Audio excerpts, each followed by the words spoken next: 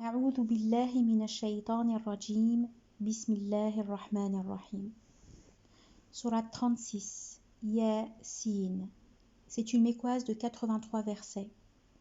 L'envoyé alayhi salatu wassalam, rapporte-t-on, a dit: toute chose a un cœur, et le cœur du Coran est Yasin. Celui qui récite Yasin, Dieu lui inscrit par cette récitation l'équivalent de 10 fois la récitation du Coran. Celui qui récite Yasin dans une nuit par désir de la face de Dieu, Dieu lui pardonne. Récitez-la sur vos morts. Versets 1, 2, 3, 4, 5, 6, 7. Au nom de Dieu, le tout miséricorde, le miséricordieux. Yasin, par le Coran péremptoire. Assurément tu es au nombre des envoyés, sur une voie de rectitude, laquelle est descente de par le Tout-Puissant, le Miséricordieux, pour que tu donnes l'alarme à un peuple dont les ancêtres n'ont pas reçu d'alarme. D'où son indifférence. Certes, la parole pèse, inéluctable, sur la plupart d'entre eux, obstinés dans la croyance. Explication. Pour l'exégèse des premières lettres constituant le verset 1, voire au début de la sourate 2. Cependant, selon Ibn Abbas, Yasin a le sens de « ô humain ». Selon Zayd ben Aslam, Yasin est un attribut de Dieu. Le verset « par le Coran péremptoire » signifie « par le Coran qui ne peut être entaché par le faux de devant lui ou de derrière lui ». La séquence qui suit s'adresse à l'envoyé alayhi salatu wassalam. En référence ces paroles « Assurément tu es au nombre des envoyés ».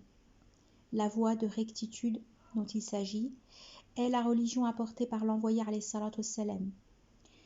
En référence, même si c'est toi qui effectivement guides sur une voie de rectitude, la voie de Dieu, à qui appartient ce qui est aux cieux, ce qui est sur la terre. Le verset « Pour que tu donnes l'alarme à un peuple dont les ancêtres n'ont pas reçu d'alarme », d'où son indifférence, vise les Arabes qui n'avaient pas eu de donneur d'alarme avant l'envoi de l'envoyé alayhi salatu wassalam. Le verset, certes la parole pèse, inéluctable, sur la plupart d'entre eux, obstinés dans l'incroyance, veut dire, selon Ibn Jarir, que le châtiment a été déjà prescrit pour la plupart d'entre eux dans le livre initial, parce que l'incroyance leur a été déjà déterminée. Versets 8, 9, 10, 11, 12. Nous avons mis à leur col des chaînes qui leur vont au menton, jusqu'à leur renverser la face. Nous avons posé une barrière devant eux, derrière eux, une autre barrière, et les occultons de sorte qu'ils ne distinguent plus rien. Même effet sur eux que tu leur donnes l'alarme ou non. Pas davantage ils ne croiront. Tu ne donnes l'alarme qu'à celui qui suit le rappel. Crains le tout miséricorde dans le mystère. À celui-là, porte la bonne nouvelle d'un pardon, d'un généreux salaire. C'est nous qui ressuscitons les morts. Inscrivons leurs avances aussi bien que leurs traces. Et toutes choses dénombreront sur un original explicite. Explication. Le verset « Nous avons mis à leur col des chaînes qui leur vont au menton, jusqu'à leur renverser la face » peut se comprendre quand on rappelle le segment « Ne garde pas la main entravée à ton cou », ce qui laisse penser que les dénégateurs ont les mains liées à leur cou, ils sont paralysés devant toute action de bien. Le segment « Nous avons posé une barrière devant eux, derrière eux une autre barrière » signifie Dieu leur a posé ces barrières pour leur empêcher l'accès au vrai. Le segment « Et les occultons de sorte qu'ils ne distinguent plus rien » signifie « Et leur avons aveuglé la vue de sorte qu'ils ne bénéficient d'aucun bien et ne se guident pas. » Abdurrahman ben Zaïd a dit « Dieu a mis cette barrière entre l'islam, la croyance et eux, de sorte qu'ils ne peuvent pas parvenir à lui. » Puis il récita « Ceux sur qui s'avère la parole de ton maître ne croient pas, même si chaque signe leur advient, et ce jusqu'à ce qu'ils voient le châtiment de douleur. » Ikrima dit « Abu Jahl disait que s'il voyait Muhammad, il ferait telle chose et telle chose. Alors, il y a eu la descente de « Nous avons mis à leur col des chaînes qui leur vont au menton, jusqu'à leur renverser la face. Nous avons posé une barrière devant eux, derrière eux, une autre barrière, et les occultons de sorte qu'ils ne distinguent plus rien. » On disait « Voici Muhammad », mais lui il disait « Où est-il ? Où est-il » Abu Jahl ne le voyait pas.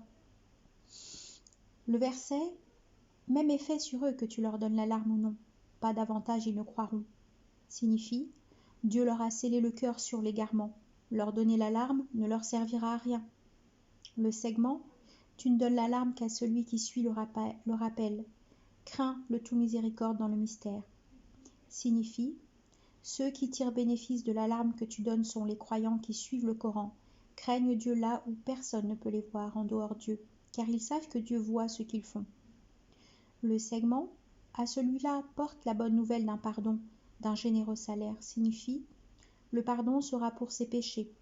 Le généreux salaire, c'est une bonne, belle et immense rétribution. » Ailleurs, Dieu dit « Ceux qui craignent leur maître dans le mystère auront indulgence et salaire généreux. » Le segment « C'est nous qui ressuscitons les morts » signifie « Dieu le fera le jour de la résurrection ». Ce segment donne une indication disant que Dieu peut faire revivre le cœur des dénégateurs qu'il veut. Dieu ne dit-il pas après avoir parlé de la dureté des cœurs « Sachez que Dieu fait vivre la terre après sa mort. Nous avons explicité nos signes, attendant que vous raisonniez. » Le segment « Inscrivons leurs avances aussi bien que leurs traces » signifie « Dieu inscrit leurs actions accomplies par eux et leurs traces, c'est-à-dire les actions qu'ils ont laissées en héritage après eux. Dieu les rétribuera pour cela. Si c'est un bien qu'ils ont laissé derrière eux, ce sera un bien pour eux dans la vie dernière. Si c'est un mal, ce sera un mal pour eux dans la vie dernière. » L'envoyé alayhi salatu wassalam, rapporte-t-on, a dit « Celui qui institue en islam une règle de bien, celui-là aura le salaire de cette règle, et le salaire de qui agit selon elle après lui, sans qu'on ne diminue quoi que ce soit des salaires de ceux qui l'appliquent. Mais celui qui institue en islam une règle mauvaise, celui-là aura le péché dû à cette règle et le péché de qui agit selon elle, après lui, sans qu'on diminue quoi que ce soit des péchés de ceux qui l'appliquent. » Cependant, ce segment suscite un autre avis en sa deuxième partie. Aussi bien que leurs traces signifie les traces dont il s'agit sont donc les traces des pieds faites dans l'obéissance ou dans la désobéissance. Mujahid, Qatada et Al-Hassan disent leurs traces sont les traces de leurs pieds. Abu Sa'id al-Khudri dit les Banu Salama habitaient dans les environs de Médine. Ils ont voulu déménager près de la mosquée. Alors, il eut la descente de « C'est nous qui ressuscitons les morts, inscrivons leurs avances aussi bien que leurs traces. » Sur ce, l'envoyé alayhi salatu wassalam leur a dit « Vos traces s'inscrivent. » Ils ne déménagèrent pas alors. En conséquence, l'un et l'autre avis ne sont pas divergents. Bien plus, le second avis attire l'attention sur le premier. Si ces traces matérielles s'inscrivent, alors les autres, de bien ou de mal, faites par imitation, s'inscrivent prioritairement. Le segment « et toutes choses dénombrons sur un original explicite » signifie « toutes les choses sont inscrites dans la mer du livre ». En référence ces paroles, le jour où nous appellerons chaque groupement d'humains par le nom de leur conducteur, le livre est mis en place, sont amenés prophètes et témoins, déposé sera le registre, tu verras les criminels bouleversés de ce qu'il contient dire « Malheur à nous, pourquoi ce registre ne passe-t-il faute grave, ni véniel sans le prendre en compte ?» Ils trouveront en effet présentes leurs actions. Ton maître n'est inique envers personne. Versets 13, 14, 15, 16, 17. Applique-leur la semblance des gens de la cité quand vinrent à elle les envoyés. Nous leur en envoyâmes 2, qu'ils démentirent. Alors nous les confortâmes d'un troisième et ils dirent « À vous nous sommes envoyés. » Vous n'êtes, dirent les autres, que des hommes, comme nous. Le tout miséricorde n'a fait descendre rien du tout. Vous ne dites là que mensonge.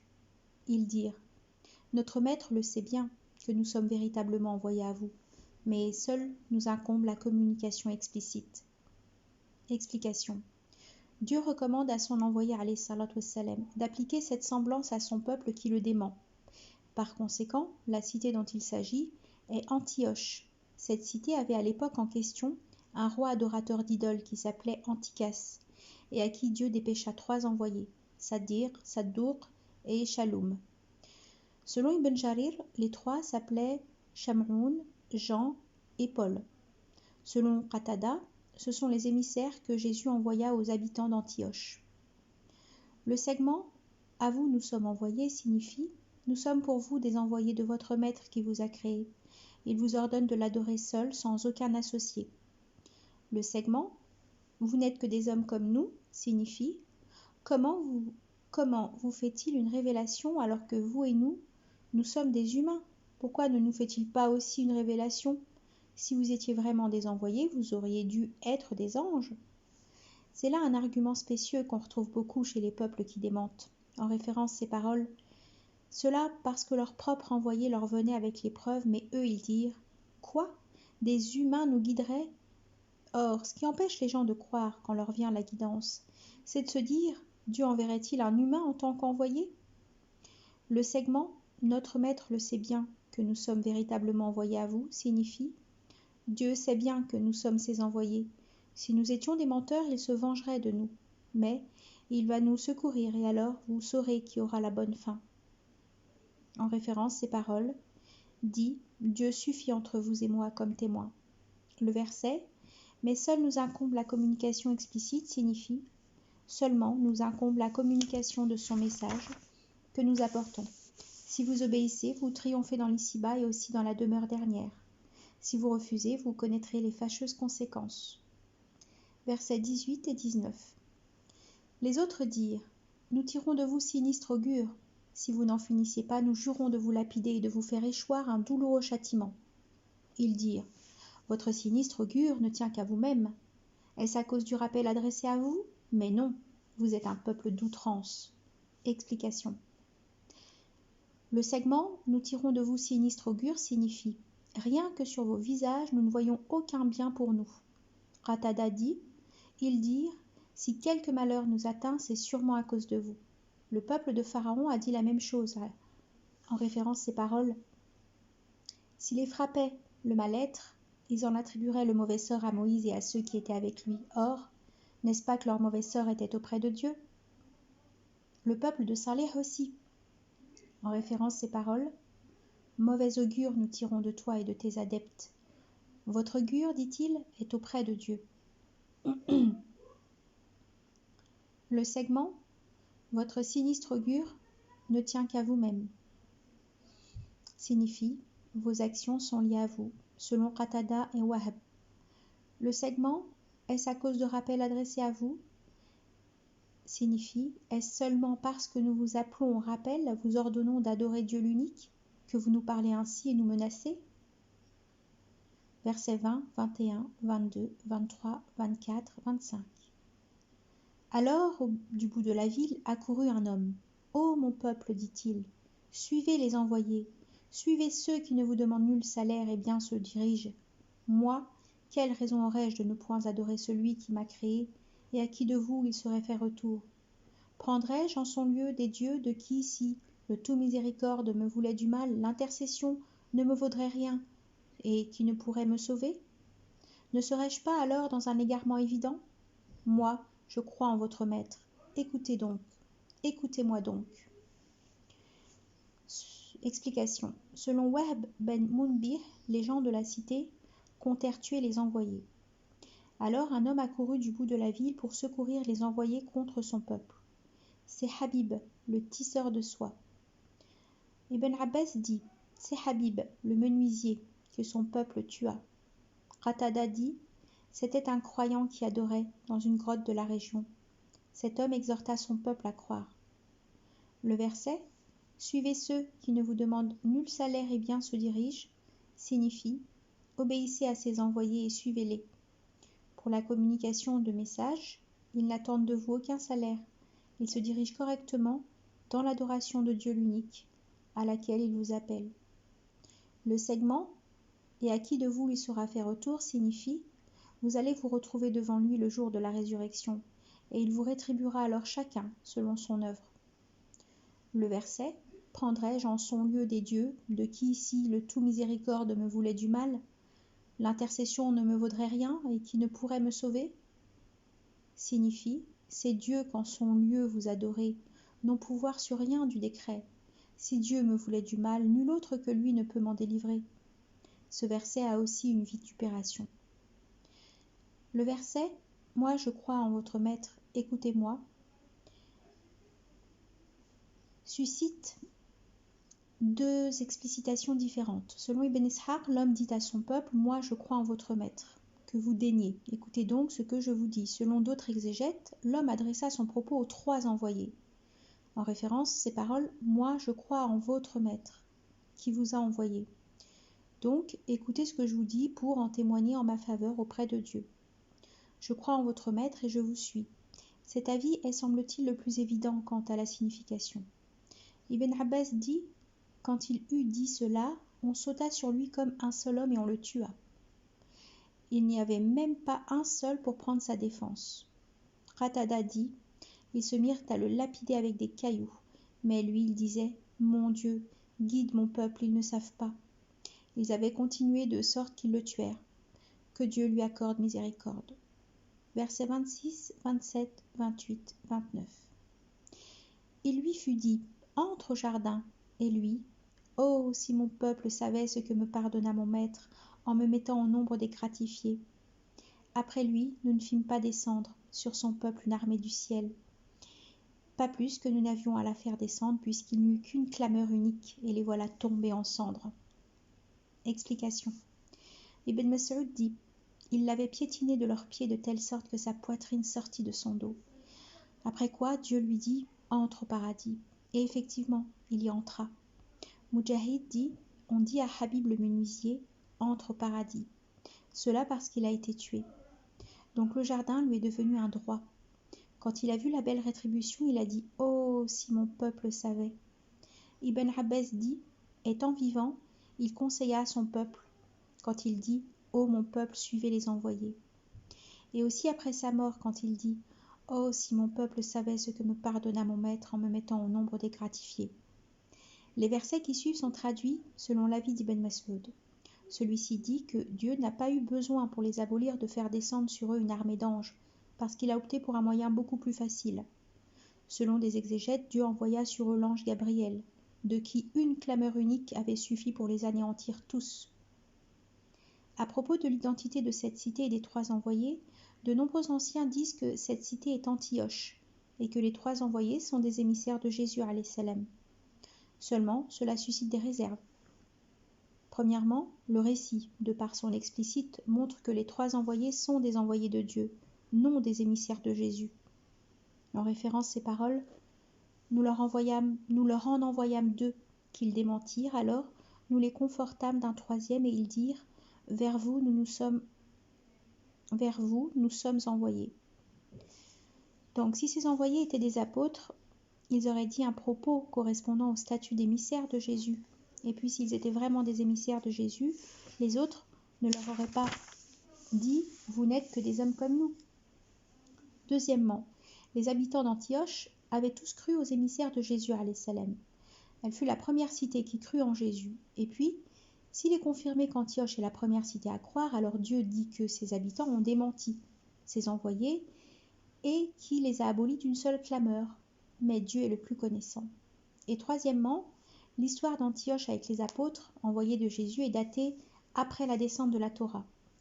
Après la descente de celle-ci, disent plusieurs anciens, Dieu n'abolit plus de nations par un châtiment. Au contraire, il ordonne aux croyants de combattre les associants.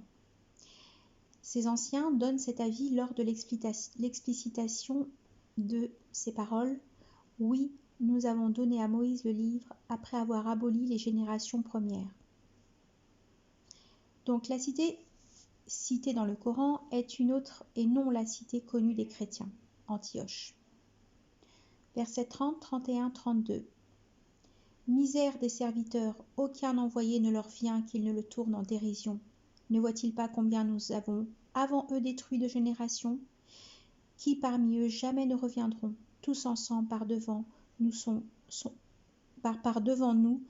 tenus à comparaître.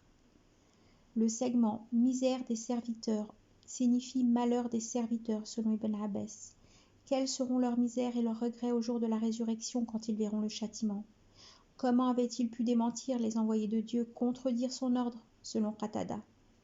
Le verset « Ne voient-ils pas combien nous avons avant eux détruit de générations, qui parmi eux jamais ne reviendront ?» signifie « Ne s'édifient-ils pas des abolis d'avant eux qui avaient démenti les envoyés et qui ne reviendront jamais dans cet ici-bas ?» Le verset « Tous ensemble par devant nous sont tenus à comparaître » signifie « Toutes les nations révolues et à venir comparaîtront devant Dieu pour être jugées et rétribuées ». En référence ces paroles « Tous ceux à qui ton maître en vérité solde leurs œuvres ». Versets 33, 34, 35, 36. Encore un signe pour eux, la terre morte. Nous la faisons revivre, nous en faisons sortir du grain, bon à manger. Nous y installons des jardins de palmiers et de vignes, et çà et là nous en faisons jaillir des sources, pour qu'ils mangent de son fruit, grâce au travail de leurs mains. En auront-ils quelque reconnaissance ? Gloire à la transcendance de celui qui a tout apparié dans sa création, leur personne, et ce qui pousse sur la terre, et ce qui leur reste inconnu. Explication. Le segment « Encore un signe pour eux », la terre morte, signifie « Encore une preuve pour eux sur l'existence du Créateur et sa capacité à faire revivre les morts. La terre dont la végétation repousse grâce à une eau que Dieu fait descendre du ciel. Le segment « Nous la faisons revivre, nous en faisons sortir du grain bon à manger » signifie « Nous en faisons sortir une subsistance pour eux et leurs bêtes. » Le segment « Et çà et là nous en faisons jaillir des sources » signifie « Nous avons mis dans la terre des rivières et des fleuves qui coulent là où ils en ont besoin. » Le verset « Gloire à la transcendance de celui qui a tout apparié dans sa création, leur personne, et ce qui pousse sur la terre et ce qui leur reste inconnu » signifie « Gloire à lui pour tout ce qu'il a apparié dans sa création. Il a fait des hommes de mâles et des femelles. De la terre il a aussi apparié les grains, les fruits, les autres plantes et encore d'autres créatures inconnues d'eux. » En référence ces paroles, « Et pour toute chose, nous avons créé 2 termes, escomptant que vous méditiez. » Versets 37, 38, 39, 40. Autre signe pour eux, la nuit, dont nous dépiautons le jour, et les voici dans les ténèbres, le soleil courant vers un sien reposoir, et ce n'est là que juste réglage du Tout-Puissant, du Connaissant, et la lune, dont nous avons réglé les phases, jusqu'à ce qu'elle prenne la forme d'un vieux régime de palmiers. Ni le soleil n'a pour loi de rattraper la lune, ni la nuit n'avance sur le jour. Tous nagent en cycle. Explication. Dieu donne une autre preuve sur son omnipotence. Il a créé la nuit avec son obscurité et le jour avec sa clarté, de sorte que tous deux se poursuivent. En référence ces paroles, il fit que la nuit couvrit le jour à force d'ardeur à le poursuivre.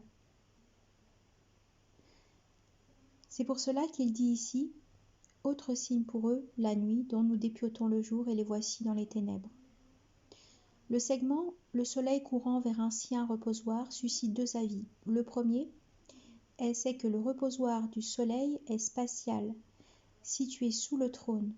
Où qu'il se trouve, le soleil et aussi toutes les créatures est sous le trône, qui est son plafond. Abu Dhahr dit « J'étais avec le prophète alayhi salatu wassalam dans la mosquée pendant le coucher du soleil, quand il m'a dit « Abu Dhahr, sais-tu où se couche le soleil ?» Dieu ainsi que son envoyé est plus connaissant, ai-je dit. Il va jusqu'à se prosterner. Sous le trône, a-t-il dit. C'est cela sa parole, le soleil courant vers un sien reposoir, et ce n'est là que juste réglage du Tout-Puissant, du Connaissant. Deuxièmement, le reposoir du soleil, c'est la fin de sa course au jour de la résurrection. C'est un reposoir temporel. Selon Qatada, son sien reposoir veut dire que le soleil court à un terme déterminé. Cependant, Ibn Omar pense que cela veut dire que le soleil a des révolutions propres et déterminées pendant l'été et à d'autres propres et déterminées pendant l'hiver.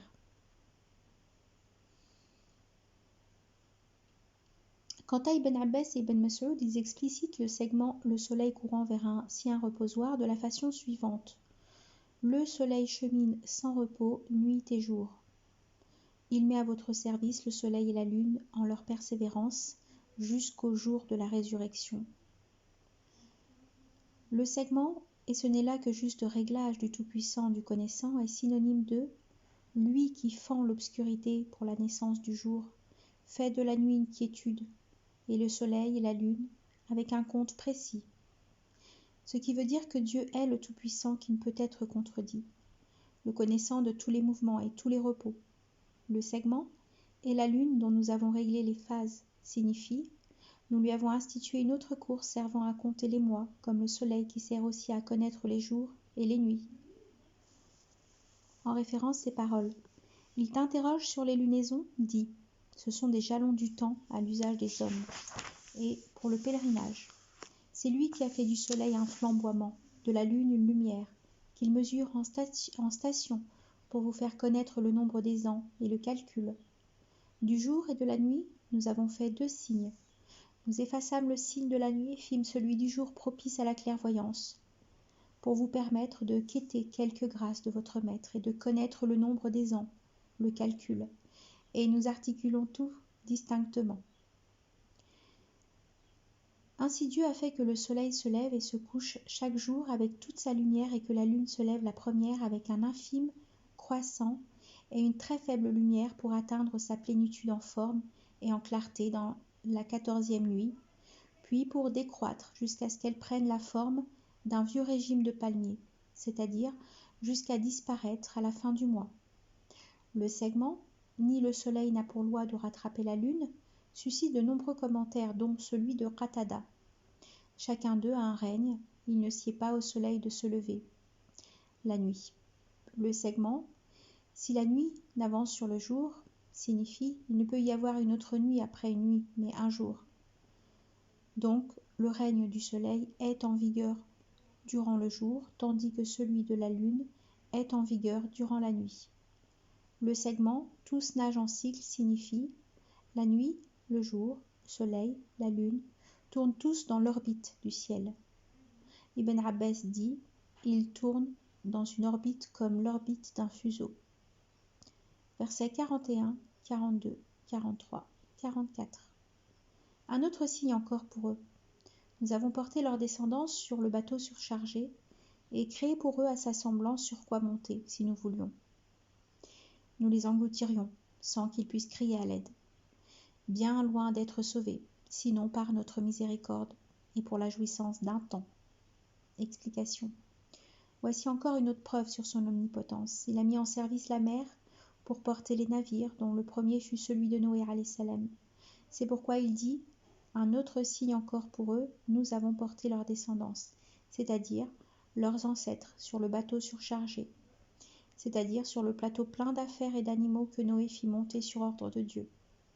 Le verset est créé pour eux à sa semblance sur quoi monter parle des navires.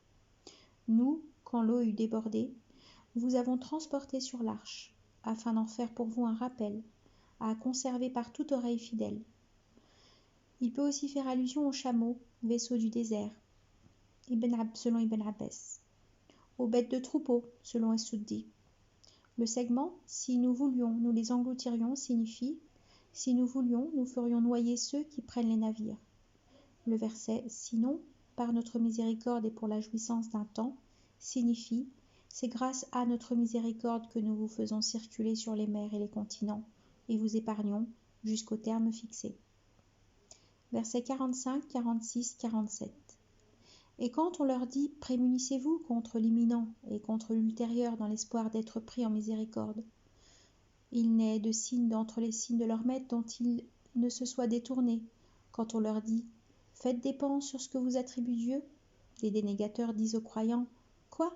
Nous donnerions à manger à ceux que Dieu, s'il voulait, nourrirait ? Vous êtes dans un égarement manifeste. » Explication. Dieu informe sur la persistance des associants dans leur égarement.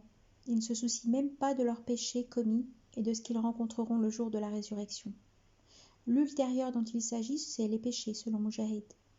Le segment, dans l'espoir d'être pris en miséricorde, signifie peut-être que si vous vous prémunissez contre cela, Dieu vous prendrait en miséricorde et vous épargnerait son châtiment.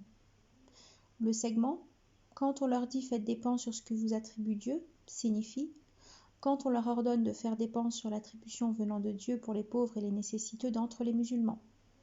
Le segment, les dénégateurs disent aux croyants « Quoi ? Nous donnerions à manger à ceux que Dieu, s'il voulait, nourrirait ? Vous êtes dans un égarement manifeste. » Signification, ils répondent par un argument inexact aux croyants qui leur ont ordonné de faire la dépense, mais aussi les accusent d'être manifestement des égarés en donnant cet ordre. Versets 48, 49, 50. Ils disent encore: à quand cette fameuse promesse pour autant que vous disiez vrai? Ils n'attendent qu'une clameur unique. Elle les saisira en pleine contestation, sans leur laisser loisir d'aucune recommandation. Non plus qu'aux leurs, ils ne leur retourneront. Non plus qu'aux leurs, ils ne retourneront. Explication. Dieu informe sur le refus des dénégateurs concernant l'avènement inéluctable de l'heure, quand ils rapportent leurs propos suivants. Ils disent encore: à quand cette fameuse promesse pour autant que vous disiez vrai? Le verset: ils n'attendent qu'une clameur unique, elle les saisira en pleine contestation, signifie: ils n'attendent que le souffle de la panique que le jour où l'ange Raphaël alayhi salam soufflera dans la trompe, au moment où les gens vaqueront comme d'habitude à leurs affaires.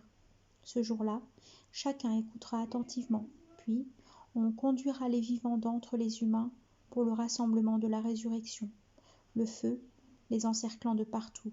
C'est pourquoi Dieu dit, sans leur laisser loisir d'aucune recommandation, c'est-à-dire sur ce qu'ils possèdent, car l'heure est trop grave. Non plus qu'aux leurs ils ne retourneront. Après quoi il y aura le souffle du foudroiement qui anéantira tous les vivants, suivi ensuite par le souffle de la résurrection. Versets 45, 46, 47. Et quand on leur dit: prémunissez-vous contre l'imminent et contre l'ultérieur dans l'espoir d'être pris en miséricorde, il n'est de signe d'entre les signes de leur maître dont ils ne se soient détournés. Quand on leur dit: faites dépense sur ce que vous attribue Dieu, les dénégateurs disent aux croyants: quoi? Nous donnerions à manger à ceux que Dieu, s'il voulait, nourrirait? Vous êtes dans un égarement manifeste. Explication. Dieu informe sur la persistance des associants dans leur égarement. Il ne se soucie même pas de leurs péchés commis et de ce qu'ils rencontreront le jour de la résurrection. L'ultérieur dont il s'agit, c'est les péchés selon Mujahid. Le segment, dans l'espoir d'être pris en miséricorde, signifie peut-être que si vous vous prémunissiez contre cela, Dieu vous prendrait en miséricorde et vous épargnerait son châtiment. Le segment, quand on leur dit faites dépense sur ce que vous attribue Dieu, signifie quand on leur ordonne de faire dépense sur l'attribution venant de Dieu pour les pauvres et les nécessiteux d'entre les musulmans. Le segment, les dénégateurs disent aux croyants: quoi? Nous donnerions à manger à ceux que Dieu, s'il voulait, nourrirait? Vous êtes dans un égarement manifeste, signifie: ils répondent par un argument inexact aux croyants qui leur ont ordonné de faire la dépense, mais aussi les accusent d'être manifestement des égarés en donnant cet ordre. Versets 48, 49, 50. Ils disent encore: à quand cette fameuse promesse, pour autant que vous disiez vrai? Ils n'attendent qu'une clameur unique, elle les saisira en pleine contestation, sans leur laisser loisir d'aucune recommandation. Non plus qu'aux leurs, ils ne retourneront. Explication. Dieu informe sur le refus des dénégateurs concernant l'avènement inéluctable de l'heure. Quand ils rapportent leurs propos, ils disent encore: à quand cette fameuse promesse, pour autant que vous disiez vrai? Le verset: ils n'attendent qu'une clameur unique, elle les saisira en pleine contestation, signifie: ils n'attendent que le souffle de la panique, que le jour où l'ange Raphaël alayhi salam soufflera dans la trompe, au moment où les gens vaqueront comme d'habitude à leurs affaires. Ce jour-là, chacun écoutera attentivement, puis on conduira les vivants d'entre les humains pour le rassemblement de la résurrection, le feu les encerclant de partout. C'est pourquoi Dieu dit, sans laisser loisir d'aucune recommandation, c'est-à-dire sur ce qu'ils possèdent, car l'heure est trop grave. Non plus qu'aux leurs, ils ne retourneront. Après quoi il y aura le souffle du foudroiement qui anéantira tous les vivants, suivi ensuite par le souffle de la résurrection. Versets 51, 52, 53, 54. Il sera soufflé dans la trompe, et voici que de leur tombe vers leur maître ils se précipiteront. Et ils diront: malheur à nous, qui nous éveille de notre dortoir-ci? C'est cela qu'a promis le tout miséricorde, et sur quoi furent véridiques les envoyés. Aussi bien n'y aura-t-il qu'une clameur unique, et voici qu'en masse devant nous ils comparaîtront tous. En ce jour, aucune âme ne subira d'iniquité. C'est seulement de vos œuvres que vous êtes rétribués. Explication. C'est là le troisième souffle, celui de la résurrection. Le segment « Et voici que de leur tombe vers leur maître ils se précipiteront » s'explicite par « Un jour où ils sortiront de leur tombeau avec autant de précipitation que dans leur course à un Béthil. » Le segment « Malheur à nous, qui nous éveille de notre dortoir-ci » est le propos des dénégateurs quand ils se réveilleront de leur tombe, d'où ils croyaient ne jamais en sortir vivants. Donc, quand ils verront de leurs yeux ce qu'ils démentaient dans l'ici-bas, ils diront « Malheur à nous, qui nous éveille de notre dortoir-ci ». Ubay ben Ka'b, Mujahid el-Hassan disent « Ils feront un sommeil avant la résurrection ». Qatada précise que ce sommeil sera entre les deux souffles de la trompe. C'est pour cela que les dénégateurs diront « Qui nous éveille de notre dortoir-ci » Quand ils diront cela, ils recevront cette réponse. C'est cela qu'a promis le tout miséricorde et sur quoi furent véridiques les envoyés. Selon nombre de commentateurs, cette réponse est celle des croyants. Selon Al-Hassan, c'est celle des anges.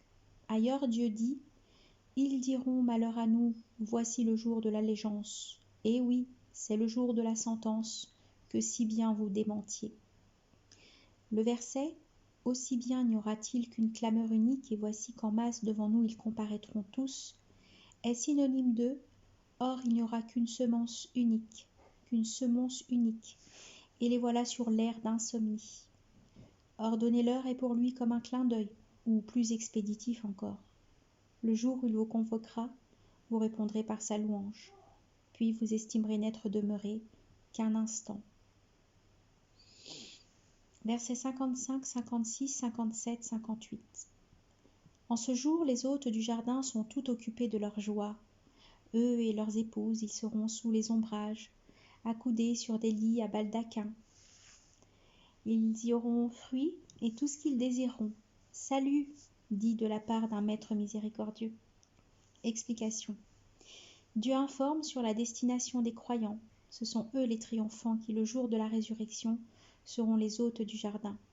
Le verset « Ils y auront fruit et tout ce qu'ils désireront » signifie « Les croyants auront dans le paradis de tous les fruits, auront ce qu'ils demanderont. » Le verset « Salut » dit de la part d'un maître miséricordieux signifie « Dieu le transcendant est lui-même salut pour les hôtes du jardin » selon Ibn Abbas. L'envoyé alayhi salatu wassalam, rapporte-t-on, a dit « Tandis que les hôtes du jardin sont dans leur bien-être, voici qu'une lumière vient briller. Ils lèvent la tête et voici que le maître transcendant les surplombe au-dessus d'eux, en disant « Salut sur vous, hôtes du jardin ». C'est cela sa parole « Salut » dit de la part d'un maître miséricordieux. Alors il les regarde et il le regarde. Il ne se tourne à rien du bien-être tant qu'il le regarde. Quand il s'éclipse, sa lumière restera, ainsi que sa bénédiction sur eux et dans leur demeure. Versets 59, 60, 61, 62. Mais soyez à part en ce jour, vous les criminels. N'avais-je pas requis de vous pacte, ô fils d'Adam, de ne point adorer Satan, car il est votre ennemi déclaré, et de m'adorer, c'est la voie de rectitude. Or, il a égaré parmi vous d'immenses multitudes. Alors, vous ne raisonniez pas ? Explication. Dieu informe sur la destination des dénégateurs au jour de la résurrection. Le verset « Mais soyez à part en ce jour, vous les criminels » est synonyme de « Nous dirons aux associants, prenez votre place, vous et vos associés », tout en les mettant à part les uns des autres. Le jour où l'heure viendra, ce jour-là ils se sépareront. Ce jour-là ils seront séparés. Le verset « N'avais-je pas requis de vous pacte, ô fils d'Adam, de ne point adorer Satan, car il est votre ennemi déclaré » est une vitupération que Dieu adresse aux dénégateurs d'entre les fils d'Adam qui ont obéi à Satan, leur ennemi déclaré, désobéi à lui, le tout miséricorde, leur créateur. Le verset « Et de m'adorer, c'est la voie de rectitude » signifie « Je vous ai ordonné dans la demeure de l'ici-bas de ne pas obéir à Satan, mais de m'obéir, et c'est cela la voie de rectitude. Mais vous, vous avez pris un autre chemin, celui de suivre Satan. » Le segment « Alors, vous ne raisonniez pas » signifie Alors vous n'aviez pas de raison quand vous contreveniez à votre maître et suivez le démon. Versets 63, 64, 65, 66, 67. Voici donc la géhenne à vous promise. Brûlez-y maintenant de ce que vous déniez. En ce jour, nous scellerons leur bouche. C'est leurs mains qui nous parlent, leurs pieds qui témoignent de ce qu'ils s'acquéraient, si nous voulions. Nous aurions blanchi leurs yeux et ils se précipiteraient sur la voie. Comment feraient-ils pour la distinguer? Si nous voulions, nous les aurions pétrifiés sur place de sorte qu'ils ne puissent aller ni retourner. Explication. Au jour de la résurrection, on dira par vitupération aux dénégateurs d'entre les fils d'Adam, « Voici donc la géhenne à vous promise.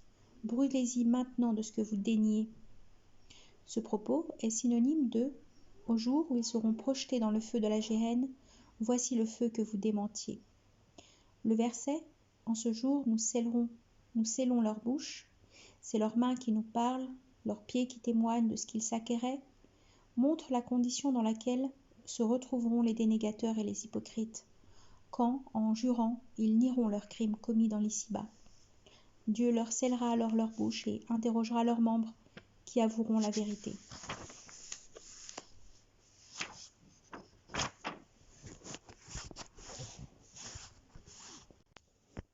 Abu Moussa al-Ash'ari rapporte ceci.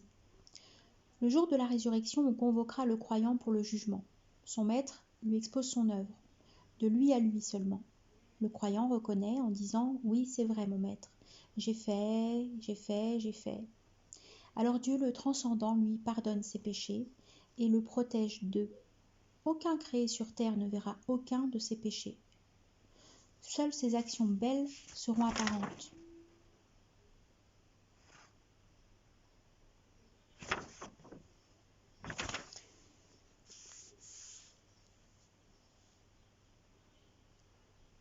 Il aimera qu'elles soient remarquées par tous les hommes. On convoquera aussi le dénégateur, l'hypocrite, pour le jugement. Son maître lui exposera son œuvre. Celui-ci niera en disant « Ô maître, par ta puissance, cet ange a inscrit en ma défaveur ce que je n'ai pas commis. » L'ange lui répondra « N'as-tu pas fait ceci tel jour, à tel endroit ?» Le dénégateur répliquera « Non, par ta puissance, maître, je n'ai pas fait cela. » Lorsqu'il agit de la sorte, Dieu, le transcendant, lui scellera la bouche. Sur ce, Abu Moussa al-Ash'ari dit « Je pense que le premier à parler est la cuisse droite. » Puis il récita « En ce jour, nous scellons leur bouche. C'est leurs mains qui nous parlent, leurs pieds qui témoignent de ce qu'ils s'acquéraient. » Le verset « Si nous voulions, nous aurions blanchi leurs yeux, et ils se précipiteraient sur la voie. Comment ferait-il pour la distinguer ?» signifie « Si nous voulions, nous les aurions égarés de la guidance, et alors, comment bien se guideraient-ils » selon Ibn Abbas. Si nous voulions, nous aurions aveuglé leur vue, selon As-Suddi. En outre, Ibn Zayd dit que la voie signifie le vrai. Le segment, comment ferait-il pour la distinguer, signifie il ne verrait pas le vrai, selon Ibn Abbas. Versets 68, 69, 70. Celui dont nous prolongeons la vie, nous le rebroussons dans sa stature. Ne raisonne-t-il pas ? Nous ne lui avons pas enseigné la poésie, d'autant plus qu'elle ne lui convient pas. Cela n'est qu'un rappel, Coran explicite, pour donner l'alarme à qui est vivant, et que la parole pèse inéluctable sur les dénégateurs. Explication. Dieu informe sur la constitution du fils d'Adam. Celui-ci se retrouve, si sa vie se prolonge, dans un état de faiblesse et d'impuissance, après une période de vigueur. En référence à ces paroles, c'est Dieu qui vous a créé à partir de faiblesse, puis établit vigueur après faiblesse, puis après vigueur, rétablit faiblesse et canicie. Il crée ce qu'il veut, il est le connaissant, l'omnipotent. Certains parmi vous sont ramenés à la déchéance de l'âge, de sorte à ne plus rien connaître après avoir connu. Le verset 68 dit donc que cette demeure est une demeure de transition, vouée à la disparition. Le segment, ne raisonne-t-il pas, signifie qu'ils réfléchissent donc sur le commencement de leur création et sur leur devenir ultérieur, qui peut s'étendre jusqu'à la vieillesse, afin qu'ils sachent qu'ils ont été créés pour une autre demeure, dans laquelle il n'y a ni dépérissement, ni fin. Le segment, nous ne lui avons pas enseigné la poésie, d'autant plus qu'elle ne lui convient pas, signifie Dieu n'a pas appris la poésie à son envoyé, et elle n'est pas conforme à son caractère. Il ne l'aime pas et il ne la maîtrise pas. Al-Shoubi dit toute la progéniture d'Abd al-Muttalib, mâle ou femelle, dit la poésie, sauf l'envoyé alayhi salatu salam. Le segment, cela n'est qu'un rappel, Coran explicite, signifie ce que nous lui avons appris n'est que rappel, Coran clair et manifeste. Le segment, pour donner l'alarme à qui est vivant, est un complément de Coran explicite. Ce Coran m'est révélé pour que je vous donne l'alarme, à vous et à quiconque atteindra son message. Qatada dit le Coran sert à alarmer celui dont le cœur et la clairvoyance sont vivants. Zahak dit le Coran sert à alarmer toute personne qui raisonne. Le segment et que la parole pèse inéluctable sur les dénégateurs signifie ce Coran est une miséricorde pour les croyants, un argument contre les dénégateurs. Versets 71, 72, 73. Ne voit-il pas que nous avons pour eux créé du travail de nos mains des bestiaux qu'ils tiennent en propriété? Nous les leur avons soumis. Des uns, ils font leur monture et des autres une nourriture. Ils en tirent avantage et breuvage. N'en sauront-ils pas gré? Explication. Le segment des bestiaux qu'ils tiennent en propriété signifie les hommes en sont capables. Dieu a fait en sorte qu'ils dominent les bestiaux qui leur sont dociles. Si un petit enfant vient à un chameau, il le gare à genoux, et s'il veut encore, il le met debout et le conduit, selon Qatada. Le segment, des uns ils font leur monture et des autres une nourriture, signifie les montures servent pour les voyages et aussi pour le transport des objets d'un endroit à un autre, et quand on a besoin de se nourrir, on égorge de ces bestiaux. Le segment, ils en tirent avantage et breuvage, sous-entend la laine, les cheveux, la peau des bestiaux et aussi leur lait. Le segment, n'en sauront-ils pas gré?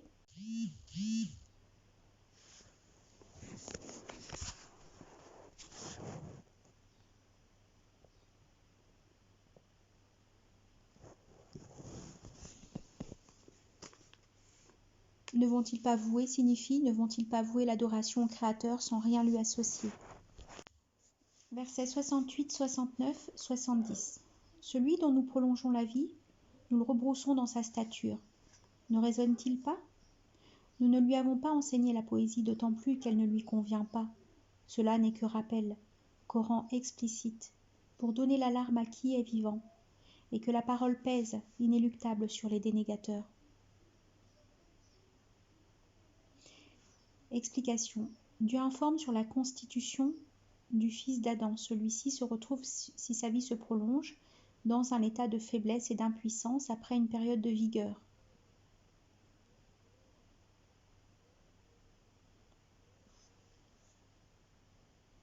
Ce verset a déjà été expliqué. Nous passons au verset 71, 72, 73.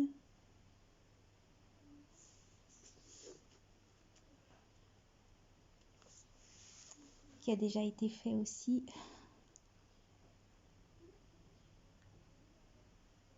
Voilà, on passe au verset 71, 72, 73. Ne voit-il pas que nous avons pour eux créé du travail de nos mains des bestiaux qu'ils tiennent en propriété? Nous les leur avons soumis. Des uns, ils font leur monture, et des autres une nourriture. Ils en tirent avantage et breuvage. N'en sauront-ils pas gré? Signification. Le segment des bestiaux qu'ils tiennent en propriété signifie les hommes en sont capables. Dieu a fait en sorte qu'ils dominent les bestiaux, qui leur sont dociles, etc. Si un petit enfant vient à un chameau, il le gare à genoux, et s'il veut encore, il le met debout et le conduit, selon Qatada. Le segment, des uns ils font leur monture et des autres une nourriture, signifie les montures servent pour les voyages et aussi pour le transport des objets d'un endroit à un autre. Et quand on a besoin de se nourrir, on égorge de ces bestiaux. Le segment, ils en tirent avantage et breuvage, sous-entend la laine, les cheveux, la peau des bestiaux et aussi leur lait. Le segment, n'en sauront-ils pas gré? Signifie, ne vont-ils pas vouer l'adoration au Créateur sans rien lui associer? Versets 74, 75, 76. Ils se sont donnés en place de Dieu des dieux, escomptant leur secours. Ils ne sauront être capables de leur porter secours. De plus, ils ne seront qu'une troupe appelée contre eux à comparaître.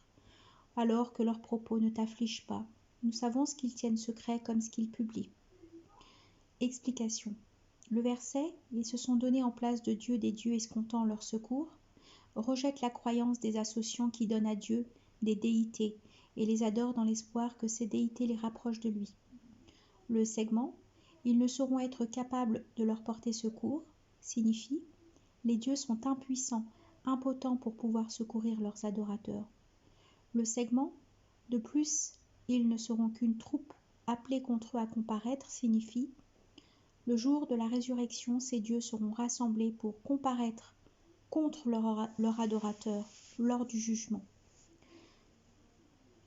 Le segment « Alors que leurs propos ne t'affligent pas » signifie « Alors que ne t'attriste pas leur démenti, leur dénégation. » Le segment « Nous savons ce qu'ils tiennent secret comme ce qu'ils publient » signifie « Nous sommes connaissants de tout ce qu'ils font, du clandestin comme du publié, de sorte qu'ils seront rétribués le jour de la résurrection, où la moindre de leurs actions leur sera rappelée. » Versets 77, 78, 79, 80. L'homme ne voit-il donc pas que nous l'avons créé d'un peu de liquide, et voici qu'il devient un contestataire déclaré. Il nous applique une semblance, il oublie d'avoir été créé, disant « Qui fera revivre des os une fois désagrégés ?» dit « Les fera vivre celui qui, une première fois, les a mis au jour. Il est de toute création connaissant, c'est lui qui, pour vous, loge du feu dans l'arbre vert, et voici que vous en tiriez la flamme. » Explication. Ubay ben Khalaf, rapporte-t-on, vint trouver l'envoyé alayhi salatu wassalam avec un os pourri à la main. « Mohammed, dit-il, tu prétends que Dieu ressusciterait cela ?» « Oui, dit l'envoyé alayhi salatu wassalam, Dieu le transcendant te donnera la mort, puis te ressuscitera, puis t'enverra au feu. » Et ces versets descendirent à la fin de la sourate de Yassine. Ibn Abbas dit « El-As ben Wa'il prit un os, puis dit à l'envoyé alayhi salatu wassalam, « Dieu ferait-il revivre cela après ce que je vois ?» L'envoyé alayhi salatu wassalam dit « Oui, Dieu te donnera la mort, puis te fera revivre, puis te fera entrer à la Géhenne. » Et ces versets descendirent à la fin de la sourate Yassine. En tous les cas, que ces versets soient descendus à propos de Ubay ben Khalaf ou d'El-As ben Wa'il, ou les deux à la fois, il s'applique à quiconque dénie la résurrection car l'emploi du terme « l'homme » englobe le genre humain. Le segment « L'homme ne voit-il donc pas que nous l'avons créé d'un peu de liquide » signifie « Celui qui dénie la résurrection ne peut-il pas tirer la preuve sur la résurrection ?» Dieu a commencé la création de l'homme d'un peu de liquide. Il l'a créé d'une toute petite chose très faible. En référence ces paroles, ne vous avons-nous pas créé d'un humble liquide? Oui, c'est nous qui avons créé l'homme d'une combinaison de liquide.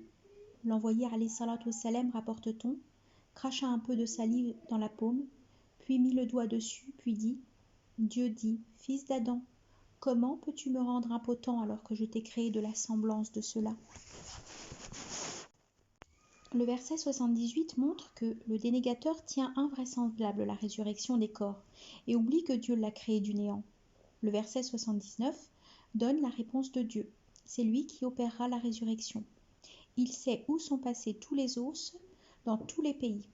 Il est de toute création connaissant. L'envoyé alayhi salatu wassalam, rapporte-t-on, a dit « La mort vint à un homme qui, désespérant de la vie, testa à sa famille, c'est-à-dire lui fait un testament. À ma mort, dit-il, rassemblez-moi un considérable tas de bois et allumez-y un feu. Quand le feu mangera ma chair et qu'il entamera mes os, les brûlera, prenez-les, écrasez-les et jetez-les à la mer. » Ils agirent de la sorte. Après quoi, Dieu le rassembla et lui dit « Pourquoi as-tu fait cela ?» Le ressuscité dit « Par ma crainte de toi. » Alors Dieu Tout-Puissant et Très-Haut lui pardonna.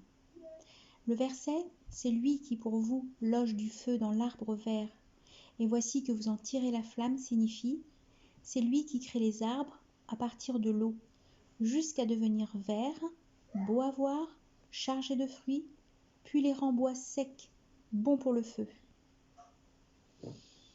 Ainsi en est-il pour toute chose. Dieu fait ce qu'il veut, il est capable de tout ce qu'il veut sans que rien ne puisse l'en empêcher. Versets 81, 82, 83. Quoi? Celui qui a créé les cieux et la terre ne serait plus capable d'en créer leur pareil? Mais si, il est le Créateur connaissant, son ordre, quand il veut une chose, tient à ce qu'il dise soit, et elle est. Gloire à la transcendance de celui qui a dans sa main la souveraineté de toutes choses, et c'est à lui que de vous il sera fait retour. Explication.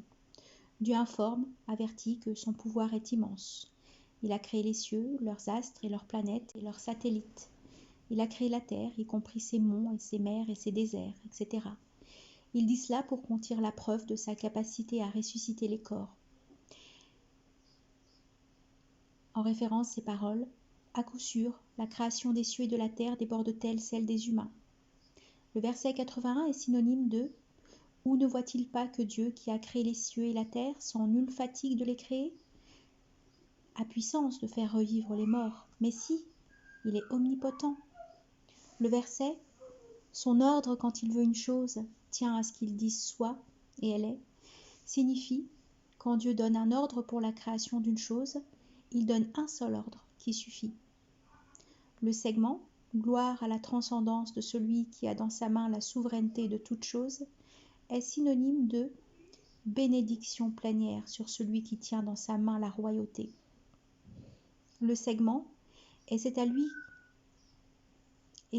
que de vous il sera fait retour » signifie les humains vont retourner auprès de lui au jour de la résurrection, et là, il rétribuera chacun selon son œuvre. Fin de la sourate.